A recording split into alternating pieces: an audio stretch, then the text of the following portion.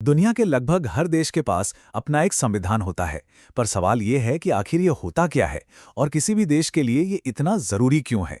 चलिए, आज इसी को समझने की कोशिश करते हैं। जरा इस सवाल के बारे में सोचिए। एक ऐसी दुनिया की कल्पना कीजिए जहां कोई नियम कायदा ही ना हो, जहां जिसकी लाठी उसकी भैंस वाली बात हो। ये सोच ही हमें सीधे उस समस्या की जड़ तक ले जाती है जिसे एक संविधान हल करने की कोशिश करता है। देखिए, ये एक बहुत ही जाना पहचाना सा सीन है। क्लास का मॉनिटर, जिसे थोड़ी सी पावर मिली है, वो उसका गलत इस्तेमाल करके दूसरे स्टूडेंट को तंग कर रहा है। जब नियम साफ नहीं होते ना, तो पावर का ऐसा गलत इस्तेमाल बहुत आम हो जाता है। और यही वो पहली बड़ी वजह है कि हमें एक ऐसी रूल बुक की जरूरत पड़ती है जो सबसे ऊपर हो। तो ठीक है, किसी एक इंसान की ताकत पर लगाम लगाना तो जरूरी है, लेकिन तब क्या हो जब ताकत किसी एक के पास नहीं बल्कि एक पूरे ग्रुप के पास हो, जो गिनती में ज्यादा है। अब जरा इस स्कूल के मैदान वाली सिचुएशन को देखते हैं। यहाँ दो ग्रुप हैं, लड़के और लड़कियां। लड़कों को क्रिकेट खेलना है और लड़कियों को बास्केटबॉल। दोनों की पसंद अलग अलग है और यहीं से एक टकराव की स्थिति बन जाती है। तो हुआ क्या, क्योंकि लड़के गिनती में ज्यादा थे तो भाई उनकी ही चली। लड़कियों को जो बास्केटबॉल खेलना चाहती थी, उनकी बात दब गई। मतलब सिर्फ इसलिए कि एक ग्रुप बड़ा है, उसने अपनी मर्जी दूसरे ग्रुप पर थोप दी।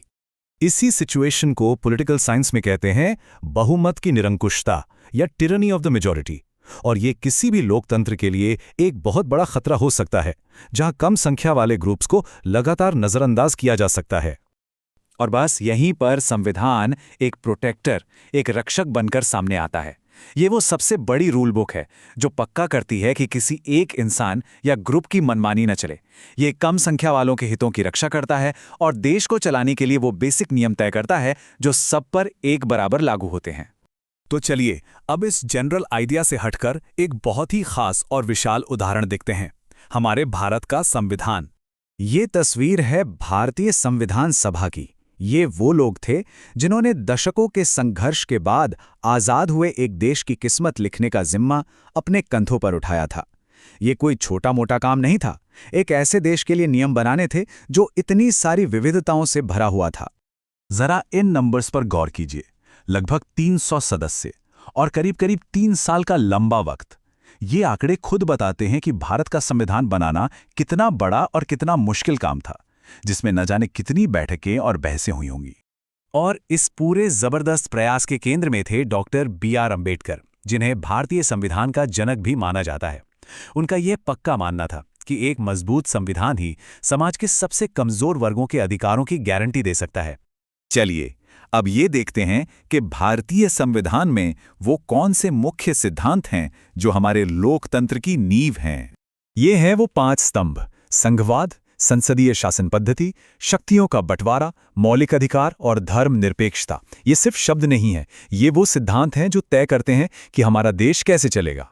इनमें से एक बहुत ही दिलचस्प सिद्धांत है शक्तियों का बंटवारा। मतलब सरकार की ताकत को 3 हिस्सों में बांट दिया गया है। एक है विधायिका, जो कानून बनाती है। दूसरी है कार्यपालिका, जो उन्हें लागू करती है। और तीसरी है न्यायपालिका, जो कानूनों की रक्षा करती है। इससे होता यह है कि कोई भी एक हिस्सा बहुत ज्यादा ताकतवर नहीं बन पाता। अब आते हैं उस हिस्से पर जिसे अक्सर भारतीय संविधान की अंतरात्मा कहा जाता है, यानी कि मौलिक अधिकार। ये वो अधिकार हैं जो हर नागरिक को दिए गए हैं, ताकि राज्य भी अपनी शक्ति का मनमाना इस्तेमाल ना कर सके। अच्छा, मौलिक अधिकारों और निदेशक सिद्धांतों में ना एक बहुत जरूरी फर्क है। इसे ऐसे समझते हैं, मौलिक अधिकार तो वो हक हैं जो हर नागरिक को मिले ही मिले हैं, और अगर सरकार इन्हें छीनने की कोशिश भी करे तो सीधे अदालत का दरवाजा खटखटाया जा सकता है। दूसरी तरफ जो निदेशक सिद्धांत हैं, वो सरकार के लिए एक तरह की गाइडलाइंस हैं, एक गाइड बुक कह लीजिए, जो उन्हें बताती है कि देश को और बेहतर बनाने के लिए कैसे कानून बनाने चाहिए। आखिर में ये याद रखना बहुत जरूरी है कि संविधान सिर्फ एक कानूनी दस्तावेज नहीं है, ये लोगों की इच्छाओं और उनके आदर्शों का प्रतीक है। ये 2 तस्वीरें एक बहुत दमदार कहानी कहती हैं। एक तरफ भारत की संविधान सभा है और दूसरी तरफ नेपाल की जनता, जो अपने देश के लिए एक नया संविधान चाहती थी। नेपाल का ये उदाहरण हमें सिखाता है कि जब लोगों के आदर्श बदलते हैं तो देश के बुनियादी नियमों को भी बदलना ही पड़ता है।